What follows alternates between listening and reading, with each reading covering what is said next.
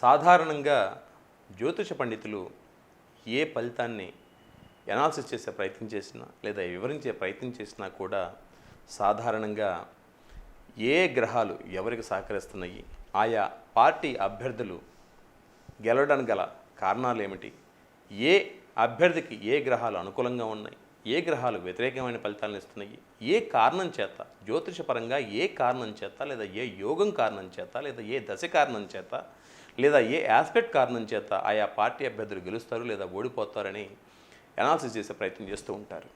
అయితే వాటన్నిటికీ భిన్నంగా నేను సూటిగా ఫలితాల్లోకి ఎందుకు రావడానికి ప్రయత్నిస్తున్నానంటే, సాధారణ ప్రజానీకానికి జ్యోతిష శాస్త్రపరంగా మేము చేసేటువంటి ఎనాలిసిస్ అనేది పెద్దగా ఆసక్తిని కలిగించకపోవచ్చు.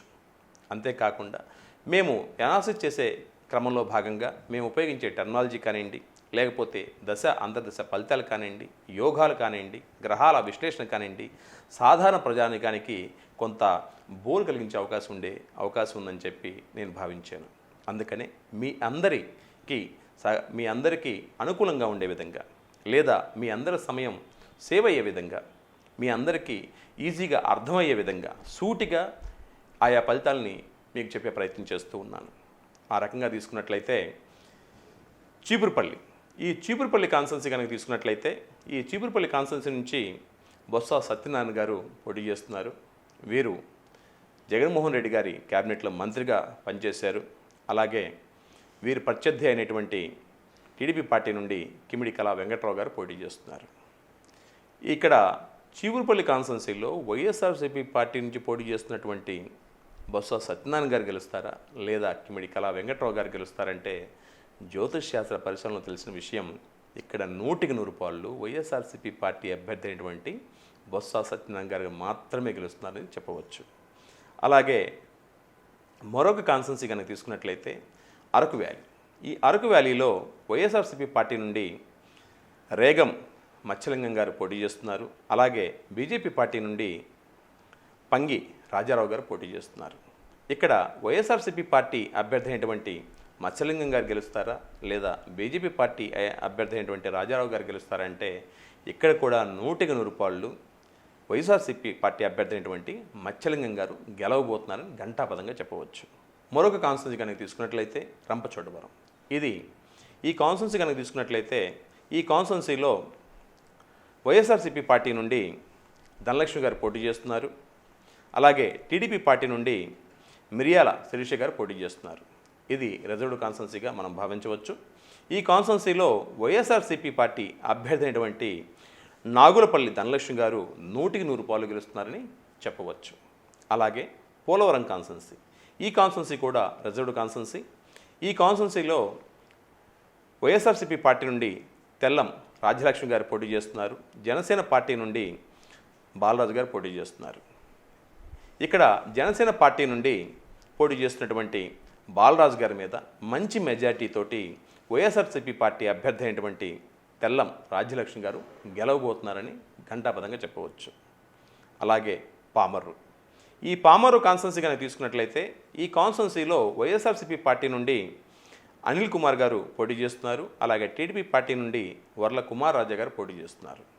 ఈ కాన్స్టిట్యున్సీలో 100% వైఎస్ఆర్సీపీ పార్టీ అభ్యర్థి అయినటువంటి అనిల్ కుమార్ గారు మాత్రమే గెలవబోతున్నారు.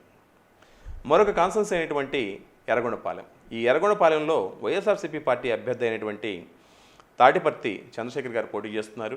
అలాగే టీడీపీ పార్టీ నుండి గూడూరి ఎలక్షన్ బాబు గారు పోటీ చేస్తున్నారు. ఈ ఎర్రగొండపాలెం కనుక చూసినట్లయితే ఇది ప్రకాశం జిల్లా కాన్స్టిట్యున్సీకి సంబంధించింది. ప్రకాశం జిల్లాకు సంబంధించిన కాన్స్టిట్యున్సీ.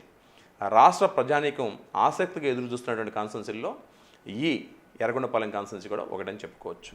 ఈ ఎర్రగొండపాలెం కాన్స్టిట్యున్సీలో టీడీపీ పార్టీ అభ్యర్థి అయినటువంటి ఎలక్షన్ బాబు గారి మీద వైఎస్ఆర్సీపీ పార్టీ అభ్యర్థి అయినటువంటి చంద్రశేఖర్ గారు ఘన విజయం సాధించబోతున్నారు. ఆ మెజార్టీ కనీసం 10,000 పైన ఉంటుందని చెప్పవచ్చు. అలాగే బద్వేల్. ఈ బద్వేల్ కాన్స్టిట్యున్సీ కనుక తీసుకున్నట్లయితే ఈ బద్వేల్లో వైఎస్ఆర్సీపీ పార్టీ నుండి దాసరి సుధా గారు పోటీ చేస్తున్నారు. టీడీపీ పార్టీ నుండి బొజ్జ రోషన్న గారు పోటీ చేస్తున్నారు. ఇక్కడ టీడీపీ పార్టీ అభ్యర్థి అయినటువంటి బొజ్జ గారి మీద వైఎస్ఆర్సీపీ పార్టీ అభ్యర్థి అయినటువంటి దాసరి సుధా గారు ఘన విజయం సాధించబోతున్నారు అని చెప్పవచ్చు. అలాగే కడప. ఈ కడపలో టీడీపీ పార్టీ నుండి మాధురెడ్డి గారు పోటీ చేస్తున్నారు. అలాగే వైఎస్ఆర్సీపీ పార్టీ నుండి అంజద్ బాషా గారు పోటీ చేస్తున్నారు. ఈ కడపలో 100% వైఎస్ఆర్సీపీ పార్టీ అభ్యర్థి అయినటువంటి అంజద్ బాషా గారు మాత్రమే గెలవబోతున్నారని ఘంటాపథంగా చెప్పవచ్చు. ఇకపోతే పులివెందుల పరిచయం అవసరం లేనటువంటి నియోజకవర్గం. ఈ పులివెందులలో వైఎస్ జగన్మోహన్ రెడ్డి గారు పోటీ చేస్తున్నారు. టీడీపీ పార్టీ నుండి రవీంద్ర రెడ్డి గారు పోటీ చేస్తున్నారు. ఇక్కడ పులివెందులలో టీడీపీ పార్టీ అభ్యర్థి గెలుస్తారా లేక వైఎస్ఆర్సీపీ పార్టీ అభ్యర్థి గెలుస్తారా అనే అంశంగా తీసుకున్నట్లయితే ఈ పులివెందులలో 100% వైఎస్ఆర్సీపీ పార్టీ అధ్యక్షుడైనటువంటి జగన్మోహన్ రెడ్డి గారు మాత్రమే గెలుస్తున్నారు. ఆ మెజార్టీ కనీసం 25,000 పై చిలుకుంటుంది. దీంట్లో ఏమాత్రం సందేహం లేదు. అలాగే నందికొట్కూరు, ఇది రెజర్వ్డ్ కాన్స్టిట్యున్సీ. ఈ కాన్స్టిట్యున్సీలో వైఎస్ఆర్సీపీ పార్టీ నుండి ధారా సుధీర్ గారు పోటీ చేస్తున్నారు. అలాగే టీడీపీ పార్టీ నుండి గీతా జయసూరి గారు పోటీ చేస్తున్నారు. ఈ నందికొట్కూరు కాన్స్టిట్యున్సీలో టీడీపీ పార్టీ అభ్యర్థి మీద వైఎస్ఆర్సీపీ పార్టీ అభ్యర్థి అయినటువంటి సుధీర్ గారు ఘన విజయం సాధించబోతున్నారు. పాణ్యం కాన్స్టిట్యున్సీ, ఈ పాణ్యం కాన్స్టిట్యున్సీలో టీడీపీ పార్టీ నుండి గౌరు చరితారెడ్డి గారు పోటీ చేస్తున్నారు. అలాగే వైఎస్ఆర్సీపీ పార్టీ నుండి కాటసాని రాంభూపాల్ రెడ్డి గారు పోటీ చేస్తున్నారు. జ్యోతిషశాస్త్ర పరిశీలనలో తెలియని విషయం ఏమిటంటే ఈ పాణ్యం కాన్స్టిట్యున్సీలో రాంభూపాల్ రెడ్డి గారు వైఎస్ఆర్సీపీ పార్టీ నుండి ఘన విజయం సాధించబోతున్నారు. మంచి మెజార్టీ కూడా రాబోతుందని చెప్పవచ్చు. అలాగే కోడుమూరు, ఈ కోడుమూరులో టీడీపీ పార్టీ నుండి బొగ్గుల దస్తగిరి గారు పోటీ చేస్తున్నారు. అలాగే వైఎస్ఆర్సీపీ పార్టీ నుండి ఆదిమూలపు సతీష్ గారు పోటీ చేస్తున్నారు. ఇక్కడ టీడీపీ పార్టీ అభ్యర్థి అయినటువంటి బొగ్గుల దస్తగిరి గారి మీద వైఎస్ఆర్సీపీ పార్టీ అభ్యర్థి అయినటువంటి ఆదిమూలపు సతీష్ గారు ఘన విజయం సాధించబోతున్నారని జ్యోతిష్పరంగా మనకు తెలిసింది. ఆదోని నియోజకవర్గం నుంచి వైఎస్ఆర్సీపీ పార్టీ నుండి సాయి ప్రసాద్ రెడ్డి గారు పోటీ చేస్తున్నారు. అలాగే బీజేపీ నుండి పార్థసారథి గారు పోటీ చేస్తున్నారు. ఈ ఆదోని నియోజకవర్గంలో బీజేపీ పార్టీ అభ్యర్థి అయినటువంటి పార్థసారథి గారి మీద వైఎస్ఆర్సీపీ పార్టీ అభ్యర్థి అయినటువంటి సాయి ప్రసాద్ రెడ్డి గారు 100% గెలుస్తున్నారు. మెజార్టీ కూడా చాలా గట్టిగానే ఉండబోతుంది. అలాగే మరొక కాన్స్టిట్యున్సీ ఆలూరు. ఈ ఆలూరులో టీడీపీ పార్టీ నుండి వీరభద్రగౌడ్ గారు పోటీ చేస్తున్నారు. అలాగే వైసీపీ పార్టీ నుండి విరూపాక్షి గారు పోటీ చేస్తున్నారు. ఈ ఆలూరులో కూడా వైఎస్ఆర్సీపీ పార్టీ అభ్యర్థి అయినటువంటి విరూపాక్షి గారు ఘన విజయం సాధించబోతున్నారని చెప్పవచ్చు. అలాగే పొంగనూరు, ఈ పొంగనూరు కాన్స్టిట్యున్సీ కనుక తీసుకున్నట్లయితే ఈ పొంగనూరులో మంత్రిగా పనిచేసినటువంటి పెద్దిరెడ్డి రామచంద్రారెడ్డి గారు పోటీ చేస్తున్నారు. అలాగే ప్రత్యర్థి పార్టీ అయినటువంటి టీడీపీ పార్టీ నుండి చల్ల రామచంద్రారెడ్డి గారు పోటీ చేస్తున్నారు. ఈ పొంగనూరు కాన్స్టిట్యున్సీలో పెద్దిరెడ్డి రామచంద్రారెడ్డి గారు మంచి మెజార్టీతోటి ఘన విజయం సాధించబోతున్నారని జ్యోతిషశాస్త్రంలో తెలిసింది. తర్వాత గంగాధర నెల్లూరు కాన్స్టిట్యున్సీ. ఈ గంగాధర నెల్లూరు కాన్స్టిట్యున్సీ కనుక తీసుకున్నట్లయితే వైఎస్ఆర్సీపీ పార్టీ తరపు నుంచి కృపాలక్ష్మి గారు పోటీ చేస్తున్నారు. అలాగే టీడీపీ పార్టీ నుండి థామస్ గారు పోటీ చేస్తున్నారు. ఈ గంగాధర నెల్లూరు కాన్స్టిట్యున్సీలో టీడీపీ పార్టీ అభ్యర్థి మీద వైఎస్ఆర్సీపీ పార్టీ అభ్యర్థి అయినటువంటి కృపాలక్ష్మి గారు మంచి మెజార్టీతో గెలవబోతున్నారని చెప్పవచ్చు. అలాగే పాతపట్నం కాన్స్టిట్యున్సీలో వైఎస్ఆర్సీపీ పార్టీ నుండి రెడ్డి శాంతి గారు పోటీ చేస్తున్నారు. అలాగే టీడీపీ పార్టీ నుండి మామిడి గోవిందరావు గారు పోటీ చేస్తున్నారు. ఈ కాన్స్టిట్యున్సీలు కనుక తీసుకున్నట్లయితే పోటీ అనేది చాలా రసవత్తరంగా ఉండే అవకాశం ఉంది. ఎందుకంటే ఇద్దరు జాతకాలు కూడా నువ్వు అన్నట్టుగా ఉన్నాయన్నమాట. ఆ రకంగా తీసుకున్నట్లయితే గెలుపు అనేది చెప్పడం అనేది అంత ఈజీ కాదు.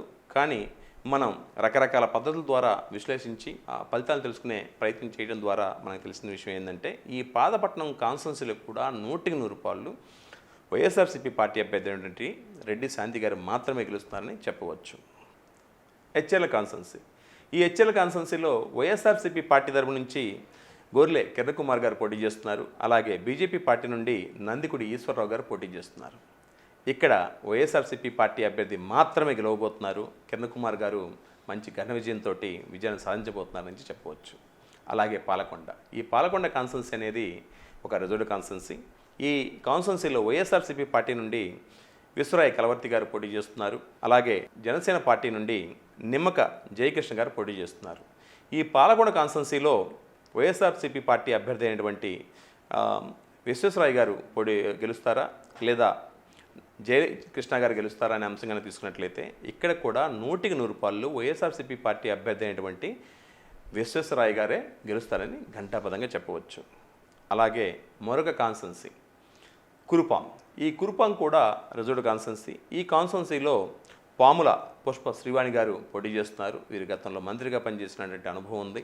అలాగే టీడీపీ పార్టీ నుండి తోయిక జగదీశ్వర్ గారు పోటీ చేస్తున్నారు. ఈ కాన్స్టెన్సీలో 100కి 100 వైఎస్ఆర్సీపీ పార్టీ అభ్యర్థి అయినటువంటి పాముల పుష్ప శ్రీవాణి గారు గెలవబోతున్నారని చెప్పవచ్చు.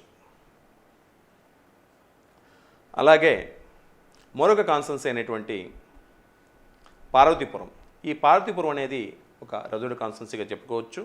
ఈ కాన్స్టెన్సీలో వైఎస్ఆర్సీపీ పార్టీ నుండి జోగారావు గారు పోటీ చేస్తున్నారు. అలాగే టీడీపీ నుండి విజయచంద్ర గారు పోటీ చేస్తున్నారు. ఈ కాన్స్టెన్సీలో 100కి 100 వైఎస్ఆర్సీపీ పార్టీ అభ్యర్థి అయినటువంటి జోగారావు మాత్రమే గెలుస్తున్నారని చెప్పవచ్చు. అలాగే సాలూరు కాన్స్టెన్సీ. ఈ సాలూరు కాన్స్టెన్సీలో వైఎస్ఆర్సీపీ పార్టీ నుండి పీడిక రాజేంద్ర గారు, వీరు జగన్మోహన్ రెడ్డి గారి గవర్నమెంట్లో డిప్యూటీ చీఫ్ మినిస్టర్గా పనిచేయడం అనేది జరిగింది.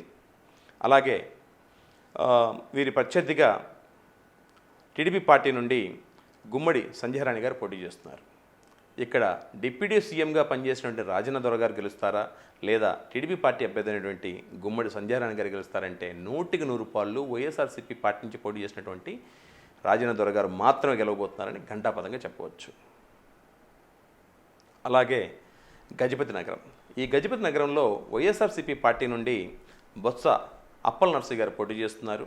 అలాగే టీడీపీ పార్టీ నుండి కొండపల్లి శ్రీనివాస్ గారు పోటీ చేస్తున్నారు. ఈ కాన్స్టెన్సీలో ఫలితాలు చెప్పడానికి కొంచెం కష్టంగా ఉందని చెప్పవచ్చు. ఎందుకంటే ఇద్దరిది కూడా చాలా స్ట్రాంగ్ జాతకంగా చెప్పుకోవచ్చు. పోటీని చాలా గట్టిగా ఉండే అవకాశం ఉంది. మెజార్టీ కూడా చాలా తక్కువగా ఉండే అవకాశం ఉంది. అయితే ఫైనల్గా గెలిచేది మాత్రం వైఎస్ఆర్సీపీ పార్టీ అభ్యర్థి అని చెప్పుకోవచ్చు. ఆ గెలుపు బొత్స అప్పల్ నర్సయ్య గారిని వరించబోతుంది. ఇక్కడ వైఎస్ఆర్సీపీ పార్టీ మాత్రమే గెలుస్తుందని చెప్పుకోవచ్చు. అలాగే నెల్లిమర్ల కాన్స్టెన్సీ.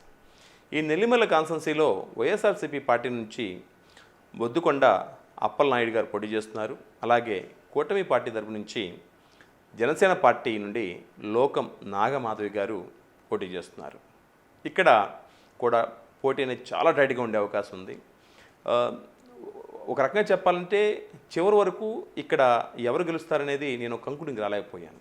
కానీ ఒక 1% నెల్లిమర్లలో కనుక తీసుకున్నట్లయితే ఒక 1% జనసేన పార్టీ అభ్యర్థితో పోల్చినట్లయితే వైఎస్ఆర్సీపీ పార్టీ అభ్యర్థి అయినటువంటి అప్పలనాయుడు గారికే ఉందని చెప్పుకోవచ్చు. కాబట్టి బహుశా పోటీ చాలా టైట్గా ఉండే అవకాశం ఉంది. చాలా తక్కువ మెజార్టీతో గెలిచే అవకాశాలు ఉన్నాయని చెప్పుకోవచ్చు.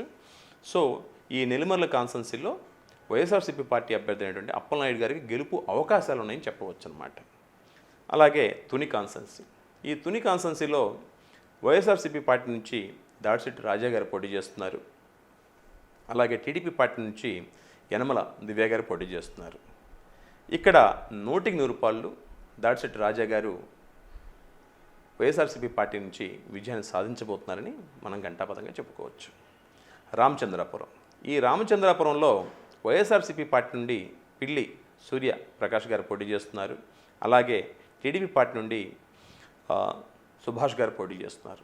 ఈ పోటీ అనేది ఎవరు గెలుస్తారు అనేది చెప్పడం అనేది కొంచెం కష్టంగా ఉంది. కానీ రకరకాల పరిశీలన చేసిన మీదట ఒక 1% సూర్యప్రకాష్ గారికే ఉన్నట్టుగా చెప్పుకోవచ్చు. సో కొంచెం తక్కువ మెజారిటీ తోటి లేదా చాలా టైట్ సిచ్యువేషన్లో రామచంద్రాపురంలో వైఎస్ఆర్సీపీ పార్టీ అభ్యర్థి గెలిచే అవకాశాలు ఉన్నట్టుగా మనం భావించవచ్చు. సర్వేపల్లి. ఈ సర్వేపల్లి కాన్స్టెన్సీ కనుక తీసుకున్నట్లయితే ఈ సర్వేపల్లి కాన్స్టెన్సీలో వైఎస్ఆర్సీపీ పార్టీ నుంచి మంత్రిగా పనిచేసినటువంటి కాకాని గోవర్ధన్ రెడ్డి గారు పోటీ చేస్తున్నారు. అలాగే టీడీపీ పార్టీ నుండి సోమిరెడ్డి చంద్రమోహన్ రెడ్డి గారు పోటీ చేస్తున్నారు. ఇక్కడ ఘంటాపథంగా ఖచ్చితంగా చెప్పవచ్చు కాకాని గోవర్ధన్ రెడ్డి గారు మంచి మెజారిటీతోటి గెలవబోతున్నారు. అలాగే గూడూరు. ఈ గూడూరు కాన్స్టెన్సీ కనుక తీసుకున్నట్లయితే ఇది రిజర్వ్డ్ కాన్స్టెన్సీ. ఈ కాన్స్టెన్సీలో వైఎస్ఆర్సీపీ పార్టీ నుండి మేరుగా మురళీధర్ గారు పోటీ చేస్తున్నారు. అలాగే టీడీపీ పార్టీ నుండి పాసం సునీల్ కుమార్ గారు పోటీ చేస్తున్నారు.